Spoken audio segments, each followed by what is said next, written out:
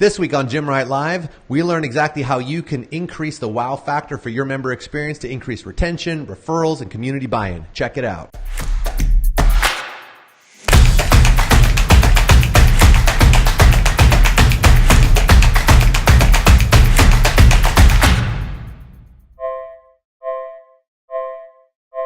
Hello and welcome to this week's episode of Gymwright Live. I am your host, Marcus Guerzi, and with me today we have the lovely Missy Henry. What's up, Missy? Hi guys, how's it going? Awesome to have you on. Missy is a Gymwright Growth Specialist, works with many of our most successful gyms here at Gymwright. She also is the owner of Edgebody in Omaha, a phenomenal facility. She crushes it with her gym and helps others do the same with theirs. Thanks for being on today, Missy. Yeah, thanks. It's awesome to be here. I'm super excited. So thanks for the kind words, Marcus. Always. Missy, maybe a familiar face to some of you. She's been on this show before, loves to come on, drop some knowledge, and share her wisdom with you guys. And today we're going to be talking about how you can add more wow factor to your member experience. Member experience is something that I think a lot of people think it's just running a good class and, people being friendly and good coaching and all that. But there's more to that. And Missy is someone who's really embraced that and turned these into actionable systems that you can take and implement in your gym. So we're going to work through a bunch of those today. But before we get into the actual content itself, Missy, why should a gym owner care about this? You should definitely care about this because it's going to increase or improve retention, increase the referrals that you're getting into the gym. And then arguably most important, the third thing is going to be because it's going to really create an invested member, thus creating a very long-term invested community, which continues to just keep improving the first two things that I mentioned. So that's what it's really all about. Right. We want to create raving fans, right? We don't want just someone who's there and, happy enough with the service. We want someone who's chomping at the bit for how they can contribute, how they can help, how they can participate, right? Exactly. That's what it's about. Awesome. So, I've had the privilege of watching you really grow as a gym owner yourself. And when we first met, you were already running a great facility and now you run a phenomenal facility. And I think that a big part of that is in how you have taken what we're going to talk about today and actually done it firsthand and fine-tuned and tweaked over the years. And how has it affected you as a gym owner, and how has that been going from where you were even just a few years ago to how your gym is running today? It's definitely it's affected me on an emotional level because doing these things, you're not only creating invested members, but you're actually invested in every single person in your gym and you're really connected to everybody on an emotional level. They're all your babies. They're super invested in their health goals and stuff like that. And I feel for me, it brings you back to why I think, at least me, and I hope, many of you out there gym owners, why we got into this in the first place. Maybe you're a personal trainer, you had a few clients, you knew how to connect with people, get results, and then it's all right, I'm going to open my gym. Well, then growth in a gym, it's well, how can I do that I did for 6 people for 300 people? And so it gave me it brought me back to the roots of there is a way that you can scale that wow experience for 5 people, for 300 people. And it brings you back to, I think, why we all got started into this and the warm, fuzzy feeling of I'm actually making an impact in someone's life. Mm-hmm. And it feels good to care. And then they see you caring and it just is, you give to them and then it gives back to you as well. So. Very good point. I think you bring up a key point or a key pain point that a lot of gym owners struggle with as they get over that, and usually right around that 75 to 100 member mark where it went from this small, tight-knit group where they felt like they were really in tune and really knew everyone. Everyone was highly interactive and involved. Everyone came to the events, that real core group. Yes. As they continue to grow past that stage, all of a sudden it starts to become more and more impersonal and they feel like they can't connect, they can't keep up. And that's a terrible feeling because you start to feel like it's almost a loss of control, right? It is. And what we're going to talk about today is going to help get these people and continue to keep people engaged as you grow past that 100, 200, and even up to 300 plus members, and still have a very involved community of people who feel like you care and that they're a part of something that still has that tight knit vibe, rather than just this mega gym where, people feel like, oh, I'm just, another body in here now. Yeah. And I think that's important too, like working with some of my clients too, having like that same conversation of, well, to be able to like be profitable or to support my family, like I need growth in my gym, but I don't want to become, like you said, like the Globo gyms and like stuff like that, where it's like people become another number and stuff like that. And I even have members in my own gym. Oh my God, there's 30 people in class today. Missy won't ever let it get bigger, right? Like I don't want to lose. And I always make jokes like, dude, you guys, there will always be crowd control. Like there's always going to be things that I will put in place, because I've never been about having people just be numbers. And so it's like when you start to do that, you lose, some of the reasons that you started to be successful anyway. And so the things we're going to talk about today, like these are direct action steps so that you really learn, okay, I can still be the gym owner. I can still work on the business, but I can also still be invested in each of my members' lives, and then create some things where they all feel like it's still that like 60-person community and wanting to come to things, wanting to engage on social media, and then it's a win. I mean, and then it's like, then we're rocking on all cylinders. Awesome. All right. Well, let's jump right in. Where can a gym owner begin? What's the first step? So, and you kind of mentioned this too with some of the stuff you were just saying.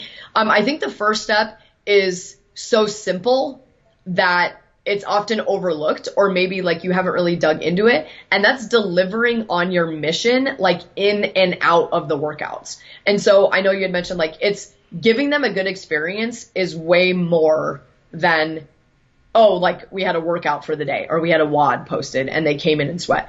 Like gone are the days where you could argue to your community, and being community like the city you live in, that you're the gym that's going to give them the best workout. Well, I mean, most people have no idea what programming is. They view working out as like, did I sweat? Am I reaching my results? Did the workout start on time? Was the coach there? And then I left. So it's, like they could sweat. They could technically get a good workout a lot of different places. So you have to really deliver on your mission, both in that workout experience, but then outside of it. And if you don't have a mission or kind of core values, it's writing them. What is really setting your gym apart from everybody else? And you can no longer say the workouts, because it's just things have kind of exploded in the space since CrossFit has gotten bigger. Strength and conditioning is more, kind of reaching out to the masses, like Orange Theory, all of these different things. There are options now. There are a lot of different options. So it's, what is your mission and how does that set you up? And then delivering on that, even outside the workout experience, is the first place to start. Beautiful. Yeah. It's kind of like a restaurant, saying, well, the reason we're the best is because our silverware is clean and our food came out in a reasonable amount of time and it was hot and it wasn't gross. It's like, good job. That's day one. Yeah. That's not enough to just, have a well-designed workout with a clean training environment with a coach who's paying attention. There's so much more to it because the average is higher, right? First of all, those days are gone where that stood out in itself, but now everyone does that. And saying, well, what makes us different? It's the coaching and the community. Everyone's saying the same thing. Now it's just noise. So you really have to be able to put your finger on what it is that you are promising your people, and make sure that's something that you wholeheartedly believe in. Make sure your team is on board and all that. Can you give us an example, whether it's of yours or what you would consider a good mission? Yeah. So, we actually just made, our like little mission video. I'm actually pretty excited about it. Shout out to Monkey Reel for editing it. I can't wait to share that with everybody. But, no, so, like the first sentence, like just, reading ours, I wanted to create a facility that brought strength and conditioning to the masses. I worked a lot with MS patients, and a lot of people in grad school, like all different walks of life. And I was like, we need to expose people to this stuff, every type of person to this stuff too. And so like the first sentence of mine is Edgebody exists to teach, guide, and support people of all ages, fitness levels, to embody a healthy lifestyle. So it's like, that's just even the first sentence of a couple sentences. And so in that sentence, it's got a lot of things of just, the pillars of what we do, like embodying a healthy lifestyle. So I offer things that are outside just a workout. So we do nutrition coaching. We do some custom programming. We do some mobility stuff. We do a lot of different things, some supplements. So it's, looking at, kind of sharing in your mission, what are your pillars, but then what are you offering? Like, what's expanding your reach? Like what's different about you than maybe some other people? And then, that, the teach, guide, and support, it really hit on our, like, everything you're going to have a coach for. We're going to be guiding you through the process, not just handing out, some cookie cutter information and then it's like, good luck to you, and then supporting them not only in, but outside of the gym. So just even with like the first sentence, it seems like it could be like some simple words, but it's really just defining, how do you do it that makes you different? Or how do you want to do things? How do you want to reach people? And so that's, I guess, a little insight into how we kind of put together our mission. Awesome. Thank you for sharing. Yeah. All right. What's the next step? We got a good mission. We know what we're doing and what we're delivering for people. Where do we go next? Yep. So next up, like hand in hand, this was actually the topic on the last show that I was on, but it's creating content that speaks to your tribe. So you have to be authentic, regardless of what product you have, but keeping in mind that if you have a group of people that maybe isn't showing up to events, or there's like a disconnect, like, well, they come to classes, sometimes they don't, stuff like that. You're asking yourself, do we really have people that are bought in with what we're doing here? Are they interested? Do they care? Well, first step to delivering your mission is sharing that mission. Share it on social media. Create blogs with content and topics that's going to help the people that are really getting what you're offering. And then that's the people that you're going to attract. So it's easy, like in the first stages, to like want every single person that comes in the door to join.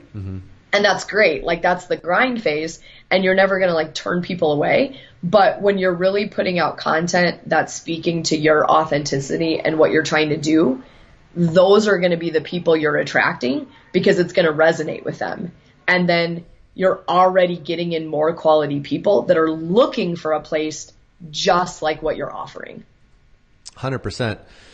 I think it's one of the tricky, it's easier said than done for many people, because being authentic through your content, most of us have never created content or had to create content regularly at that.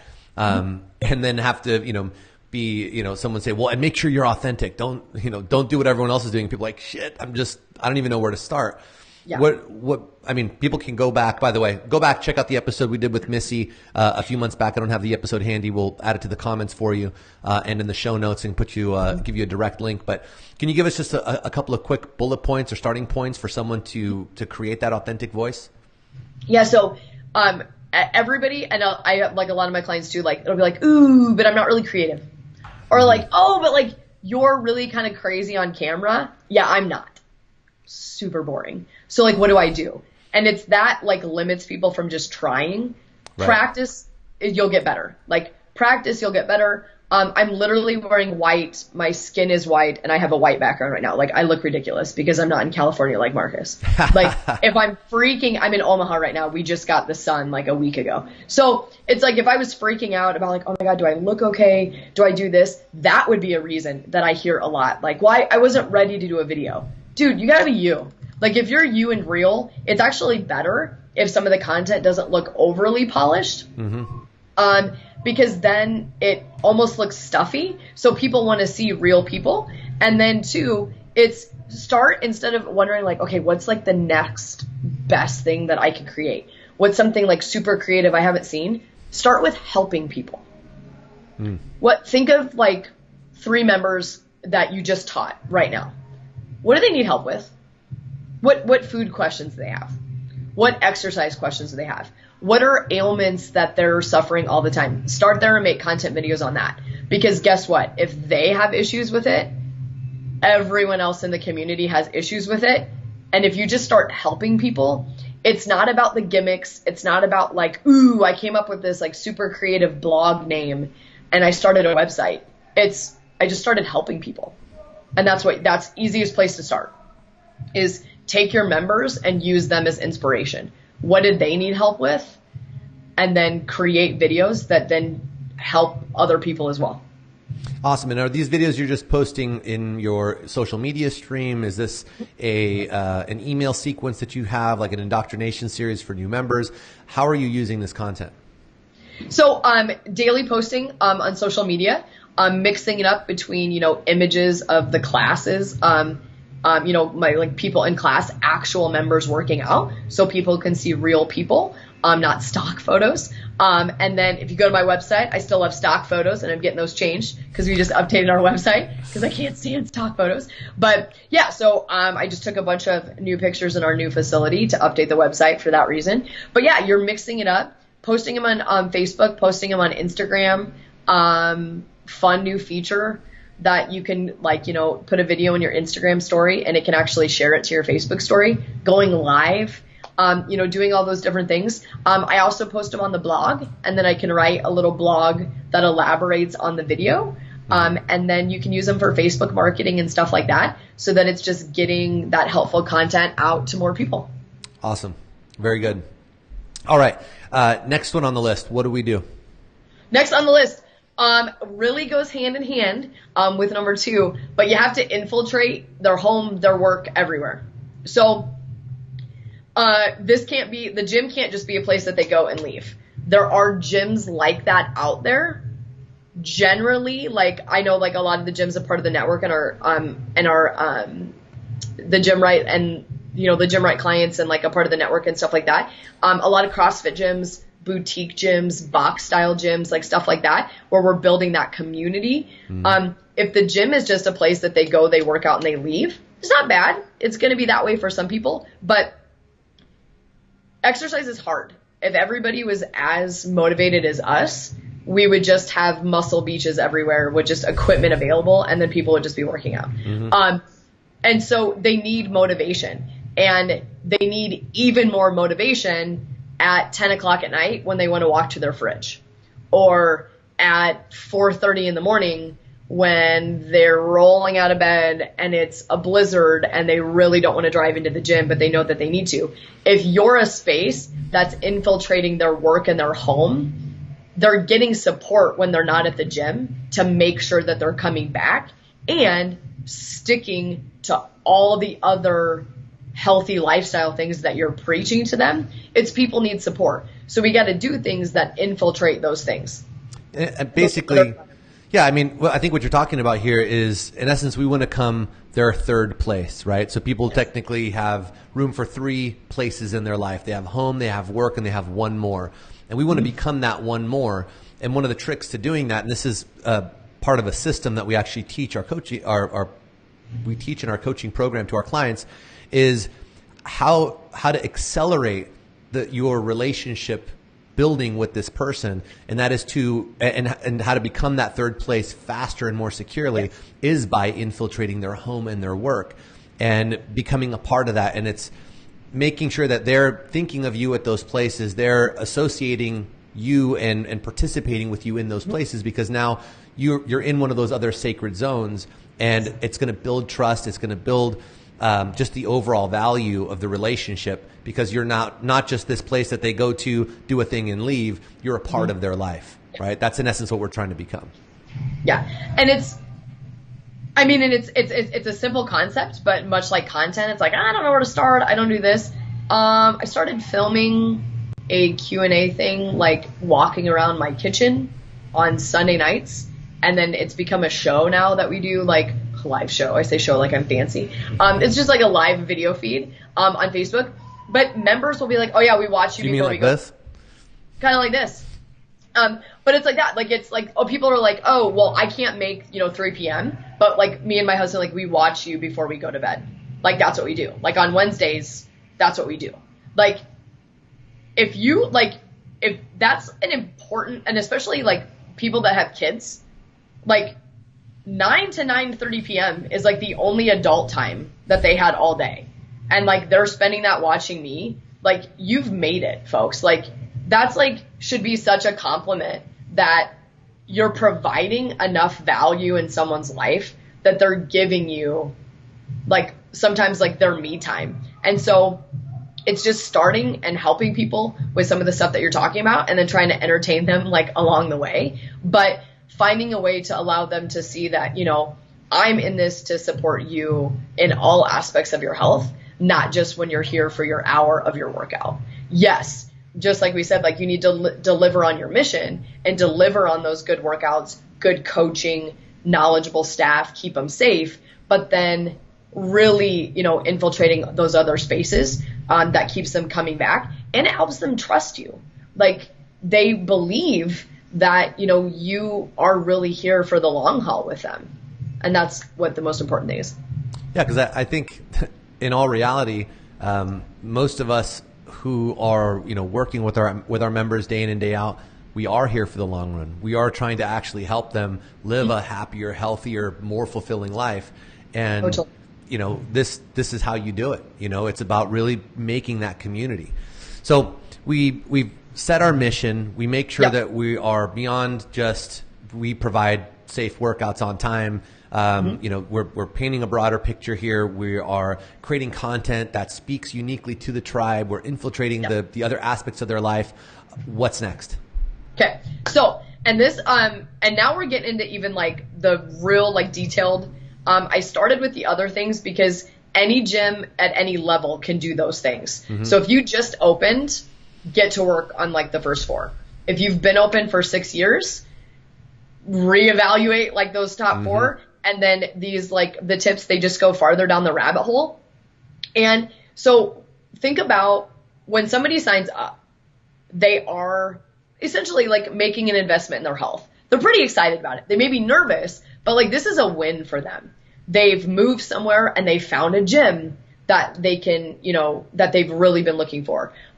Somebody just had a baby. They have made the commitment, like I've got cleared to exercise. I'm ready to get this baby weight off. They're hopeful. They're excited. It's a win. Somebody that is coming out of an injury, or maybe they've just gotten the courage to pull in the parking lot and to walk into this gym that they keep driving by for the past year, and they're ready to make a change. That's a huge moment. We have to keep giving them wins after that. So closing the sale is not the end. If we do not recreate that wow, that win for them, eventually they may revert back to old habits, or they're going to go find somewhere else that gives them that recharge and that win again. So the next 2 go hand in hand. You have to connect with your members on a social, emotional level, and you have to thank them. Like, do not underestimate the fact that these are paying customers. They're in control. Thank them. Like, we're in the service business. When somebody signs up, oh my God, thanks for coming in. It's like such a pleasure to meet you. Like, don't go to a restaurant, go to a retail store, find a place in your community that you think delivers bomb customer service. Make all your staff go there. Make all your staff go there and have them write down things of like, what made that an amazing experience? Because if you go to an expensive steakhouse, that steak better be good. But you're coming back if you were like, whoa, these people treated me like rock stars. It's like, that's what adds to it. 100%. So it's smiling. We do, you know, we have kind of like a welcome process where people get handwritten notes at like 45 days and 90 days. We do, you know, a member appreciation week. We're doing things that are giving back to them because essentially they're allowing us to be a part of their journey. And then that's what's keeping us in business. Thank them. Your referral programs. Write a thank you card. You know, don't just give someone cash and take a picture of it and post it on social media. Write a heartfelt, like, thank you for supporting us. Like, thank you for thinking enough of us to like bring someone into like our family. Like, I really appreciate that. So it's connecting with them on that deeper level Remembering names, remembering birth dates. Like, hey, how's your kid's soccer game going? It's, again, simple concepts, but it seems hard. Like for some people to like really nail down, but knowing names, if you can really click with these two things, it makes the rest of the job easier. Like, don't forget that we're really there for them. Like, we're providing that service. So, I talk to my coaches too all the time that we all have frustrating days. We're all tired, we're all this, but members coming in, like, that should be the best hour of their day. Took the words out of my mouth. Yep. Like, the members, like, and you guys out there, like, most of us, like, we're offering a premium service. This is not Blue Moon Fitness, like $10 a month. People are paying, $130, $160, $215, depending on what you're offering, where you're at in the country. Like, let's, like, put a smile on our face, like, thank them, like, be happy to see them. Like, this is going to be the best hour of their day, even if it's not the best hour of my day. Mm-hmm. It's crazy things going. And, like, I'm a mom. I have a 2-year-old. Love her. I learn all the time that I'm not super mom. I think 3 weeks ago, I cried for like 15 minutes in the bathroom at the gym because I was like, I'm having one of those days. Nothing's going right. It's crazy. And I had my mom moment, like my meltdown, like 15 minutes I cried. And then I was like, all right, it is 4:27. It is time it's time to put on a show. Like, and what's great about it is when you've connected, I was generally excited that it was time to like get to work because I was excited to like see my members because they become a part of your tribe just as much as like you're a part of theirs. And so I liked that, like, I got to flip and forget about my stuff for an hour so that I could be what they needed to be. And so sometimes it's when you're feeling overwhelmed as a gym owner and you're like, I'm coaching, I'm wearing this hat, I'm doing this. It's just reframing how you think about it. And that can help you through like some really tough days. Because you would tell an athlete or a member to do some stress management stuff or to work out to de-stress and stuff like that. Use coaching as a way to get rid of your stuff because you just get to be there for somebody else. And I don't think there's any better job than like being able to help someone else with their health. So reframing that, and that will help you with like those next couple steps. Awesome. Yeah, it's important to remember this is they're the ones keeping you in business. They're the ones allowing you to help more people and provide careers for your coaches and, continue building on this concept that you started out of nothing.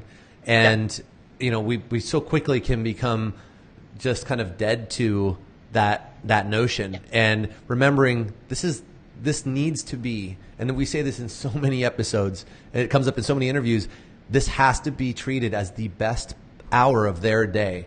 And, a concept we learned, or I learned back in the hotel industry at the Ritz-Carlton was smile, you're on stage. Like the second you are even pulling into the parking lot, you're on.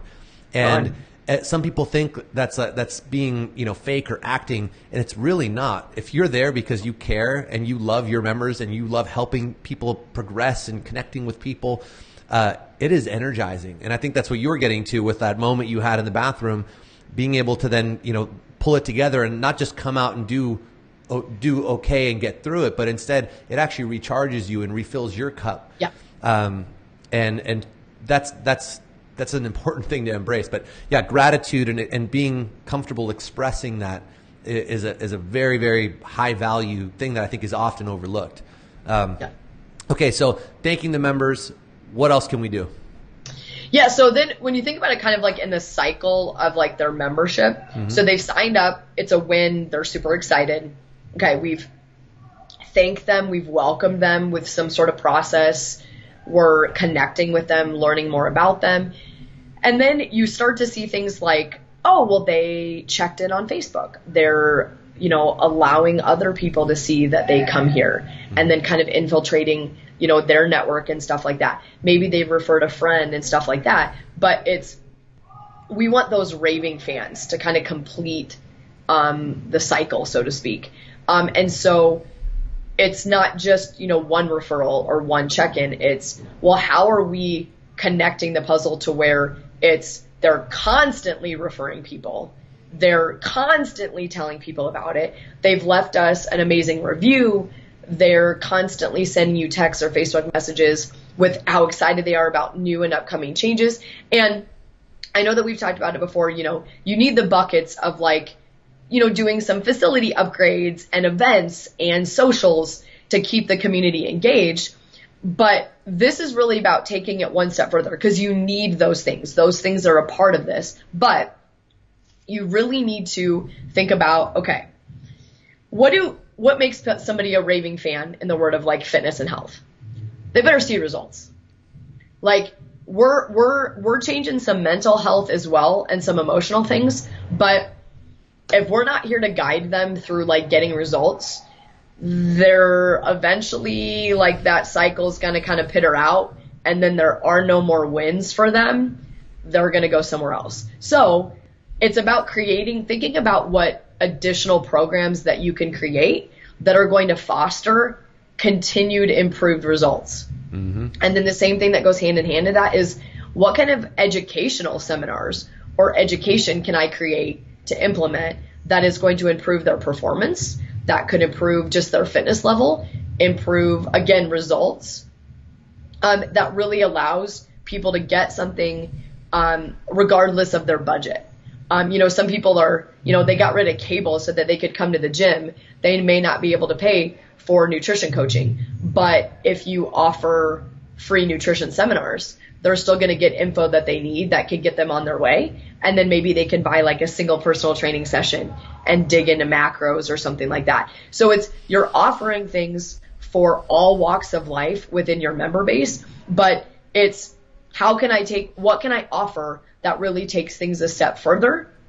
Because workouts are not the whole piece, and we know that. So it's what can I do that, again, is really getting into the point where like now we've fulfilled the cycle of, we're making sure that they're continuing to see wins and continuing to go down the rabbit hole of success for them.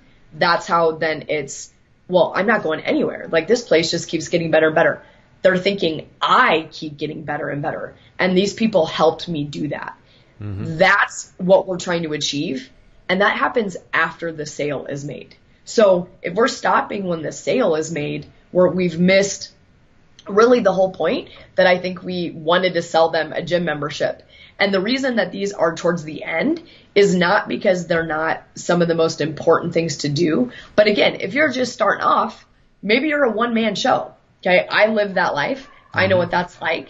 And I had another full-time job when I did it too. So you may not be ready to implement some of those things. And we always need to implement our main revenue generator. Like, the main thing we do needs to be rock star before we start adding things. But once we're there, it's like, okay, what got us to this is not going to get us to the next level. So what other things can we continue to do that are really going to improve their results and improve performance, fitness level? I hear it all the time. Oh, what brings you from this CrossFit, or what brings you from this gym? Well, nothing. I mean, facility was great. Workouts were great. But I kind of felt like if I wasn't a beginner or wasn't like the super advanced barbell club athlete, they didn't care. Mm-hmm. So it's like beginners bookending the attention only. Brand new and super advanced, everyone in the middle, the majority, neglected. Yep. And so if that's what these last two tips are all about, and if like you're watching this right now, like, I want you to really go, oh God, are we doing that? Because you may be and not even realizing it. Because beginners need a lot of attention. You want to keep them safe. You want to make them feel welcome. You want to get them infiltrated in your community. Advanced people are naturally getting more attention because maybe they do your Oli club. Maybe they're in barbell club where they can come to extra classes. People on your competition teams, they're meeting together more frequently. Their workout programming is a lot more. We're going down the rabbit hole of technique and stuff like that. But 90% of your membership base, of the people that you're helping, is in that middle. Mm-hmm. They got to get wins too. And so are you helping all of those people with wins or did we become a little bit distracted by the endpoints? So, because it happens way more than you think. You're absolutely right. I mean, even as you're saying this, I'm thinking to myself of how many gyms really, when we start working with someone, how many of them tell me how good their product is or how strong their community is, but as soon as we really pop the hood and talk about what they're doing to address that group, I mean, I want to say almost everyone is under delivering for that majority. Even though the classes are good, the gym is clean, it looks nice. Hey, we do events from time to time, and we've done a seminar too, and they're doing a lot of the activity, but really the attention is not around, okay, how can I make sure that everyone continues to get these wins through the programs, through the community, socially, emotionally, and so that they feel like they're still on a journey with the next step, not just I'm kind of now like I'm not new to this anymore. I've gotten to basic lay of the land. I'm not really a competitor. I'm just kind of in the groove. What are we doing to continue their journey and move them forward and keep them engaged on all these different levels? So very, very good point. Yeah. So if you're watching this and you're thinking like, I think we do a pretty good job, take a moment, reevaluate, and really think what you're doing. Is that really good enough? Right. Yeah. So awesome. Well, what else do you want to bring up? Is this, to kind of pull it all together, where someone's, we've gone through a list of like 7 different kind of initiatives that they can pull in and start doing. The first handful were for all levels. These last ones were a little bit more advanced, kind of like building blocks. And what can we say in closing to kind of pull this all together? So I think the main thing is that it's, I see, I think a lot of people do, some of the basics where it's like, hey, we check in with people when they haven't been here a while. We get people coming back to the gym. We'll do goal setting consultations with people like every couple of months, doing some of the bare bone things to help with retention. But it's usually, again, sometimes focusing on those endpoints where we are focusing on retention for the people that are real close to like maybe being on the out. Or when we talk to people about social media content and stuff like that, all right, well, I need leads. So what's a really good ad that I can do to then get people in? Well, we're focusing on endpoints. Now we're maybe having a couple of slow months. Now we really need leads to survive. So now we're wanting these ads to put out there. It has to be focusing on that middle of the just like, okay, we're not just creating something to save ourselves, or we're not just focusing on like the endpoints. It's focusing on how do you make the person's experience next level and then help them reach their results, because that is from working from like that core is what trickles down everywhere. Because if you're going through these steps, social media posting then doesn't become this like, oh, like, well, I had a plan, but then I didn't follow it. It's like, no, I need to be talking to them at home. I need to be talking to them at work. I need to be infiltrating their lives. I need to be helping. And so then it's like, oh, I got to do this. Like, I got to get in. Like, they're wanting me to do that. Like, we'll be missing out on the rest of their day when that's the hardest part to make healthy choices if I don't do that. So again, and then it comes to where,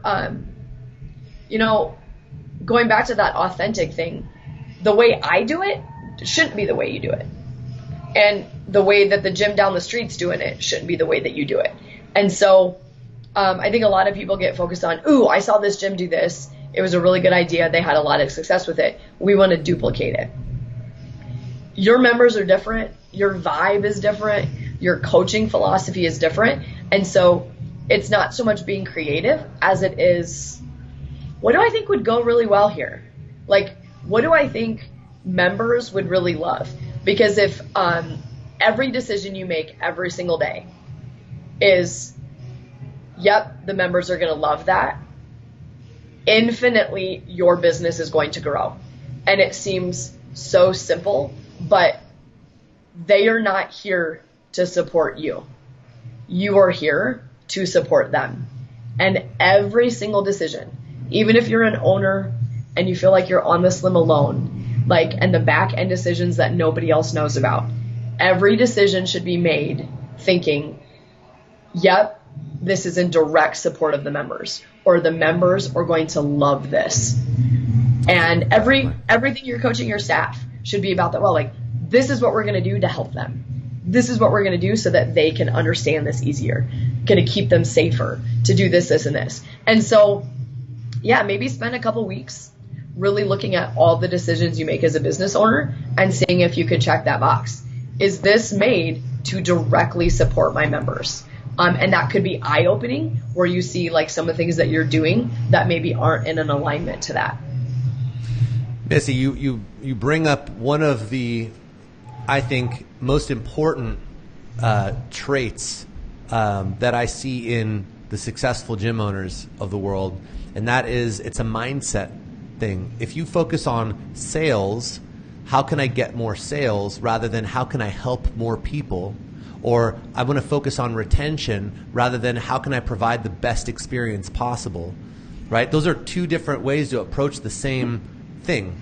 And when you're looking at something as like, how can I keep people from quitting versus how can I provide the most epic training environment and culture possible that people just can't help but want to show up and participate and see what's next, you create followers rather than trying to just keep something alive. Keeping something alive is the wrong approach. It's the wrong lens. It is, how can I provide the best experience possible for each and every person who comes through here so I can make the biggest impact in their life. And all of a sudden, your activities change, your tone changes, and all of this becomes much easier. And it's no longer a matter of trying to keep people as much as now how do I delight people further, and what's next for us? And I think it's an important mindset. It's this whole abundance concept taken to through a service lens, and rather than just looking at it from those kind of more, I think, negative approaches. Mm-hmm. Absolutely. Awesome. Well, I think we covered a lot of huge points, Missy. I love it. We have a question here from someone live in the comments from Tony Marshall. What's up, Tony? Asking, hey, Tony. Do you share directly from Instagram to Facebook or make a separate post on each? I know sometimes Facebook doesn't show that shared post from Instagram as often. Yeah, so I do know that I know once Instagram became purchased by Facebook, and then they kind of work hand in hand. I know that sometimes they have glitches where you're like, all right, I hit that darn share button and then nothing went to Facebook. Like, what happened? And so I know sometimes it's like that works, sometimes it doesn't. And I have questions about Hootsuite all the time, and do you use one thing that posts to everything? So keep in mind, in the gym business, we're 5 to 10 mile radius around the gym. That's our market. So I can tweet, but that only followers doesn't necessarily translate into people that could actually be members. Mm-hmm. So Instagram for me is kind of the same thing. Facebook posts are daily, every single day. And we use Facebook to schedule them out. Same thing like live videos, mixing it up, doing a lot of different things there. Then kind of special highlighted things we'll post on Instagram. And then I really like to do some just daily stuff, getting some funny kind of personality happenings in our Instagram story, and then making sure in settings I have that directly going to my Facebook story as well. So then that goes hand in hand, because Instagram is going to have more restrictions. So it also adjusted some of the videos that I made where I'll do special 1-minute videos. So we can also share them to Instagram as well. So I have people maximize the hell out of Facebook always, because you'll be able to target people that can actually be members versus getting, a bunch of followers across the country, but then can't actually join in on the fun, unless you do maybe remote coaching or stuff like that. So that's something different. And then Instagram, have fun with it. Show your personality. Do some of maybe the 3 best posts that you did on Facebook and then share them on Instagram. But then it's super simple to have things scheduled on Facebook, so then it happens without you thinking about it, and then just share things every couple of days on Instagram. That's a really, really good place to start. Awesome. Thank you. Tony, hopefully that answers your question for you. Yeah. And if you're watching this post the live Q&A and you're either catching this on YouTube or you're catching this in the network here after the fact, feel free to comment with any questions that you have below. We're happy to answer them after the fact as well. We know that most people are going to catch these after the live taping goes up. So anyway, I think that's going to conclude our show for today. Missy, I want to thank you so much for taking some time out of your day to come on here and drop some knowledge on our audience here. And if you're watching this, hopefully this was helpful to you. Be sure to check out the previous episode we did with Missy as well, where we talk to you about how to actually create a content calendar and find your unique voice. It was a great episode. Lots of great feedback about that. Make sure you leave us a 5-star review on our Facebook business page. And if you're interested in learning about how we can help you grow your gym, visit gymwright.com, schedule a free strategy session with one of our growth specialists. We'd love to get to know you, figure out where you're at and where you're trying to go and see how we can help you. So thank you very much for joining us this week, and we'll see you same time, same place next week. Have a great weekend. Thanks, guys. Thanks, Missy.